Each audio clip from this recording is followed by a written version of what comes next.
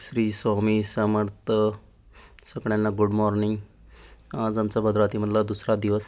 तर आम्ही आज प्लॅन केलेले आहे लक्ष्मी नरसिंह मंदिर भद्रावती हे पाहण्याचं. तर आम्ही इथं आलो. आमची बाकीची मंडळी बच्चे मंडळी अगोदरच इथं आलेली होती. मंदिर खूप बघून मनाला खूप आनंद वाटला, कारण की मंदिर खूप छान आहे. तुम्ही बघू शकता फोटोमध्ये मंदिर किती छान आहे. मंदिरावर वेगवेगळ्या देवी देवतांचे फोटो कोरलेले आहेत. एका झाडाखाली इथं नागदेवतांच्या मूर्त्या ठेवलेल्या होत्या. बघू शकता आपलं जिथं हिंदू मंदिर तिथं मस्जिद ही जवळच त्यांनी अतिक्रमण केलेलंच असतं. देव नरसिंह सरस्वतींचे तुम्ही म्हणजे विष्णूंचे अवतार होते, त्यांचं तुम्ही दर्शन घेऊ शकता. इथं दगडावरती छान कोरीव काम केलेलं होतं. काही दगडावरती अजून कोरीव काम केलेलं तसंच राहिलं आहे. ते काय माहीत का अपूर्ण आहे, पण अर्धे एका साईडला अजूनही तसंच पेंडिंग आहे. मंदिर हे खूप जुनं आहे, 13व्या शतकातील होयसळ शासक वीर सोमेश्वर यांनी विष्णूला समर्पित बांधलेलं हे हिंदू मंदिर आहे. हे मंदिर भारतातील कर्नाटक राज्यातील शिमोगा जिल्ह्यातील भद्रावती येथे आहे.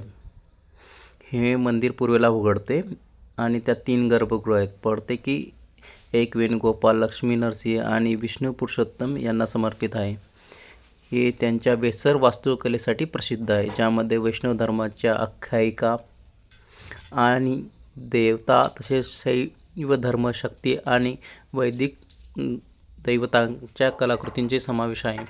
महत्त्वाच्या रिलीफमध्ये गणेश, दक्षिणामूर्ती, भैरव, सरस्वती, ब्रह्मा, सूर्य, हरिहर आणि इतरांचा समावेश आहे. मंदिराचे मूळ शिखर उद्ध्वस्त झाले होते आणि शंकूच्या आकाराच्या रचनेने ते पुनर्संचयित करण्यात आले आहेत.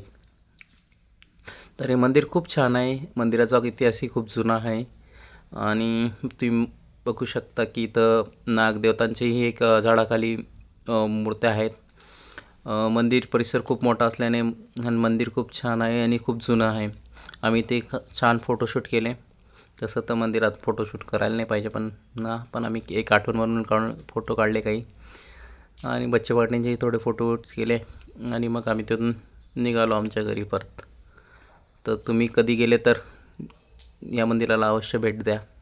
बाय. थँक्यू.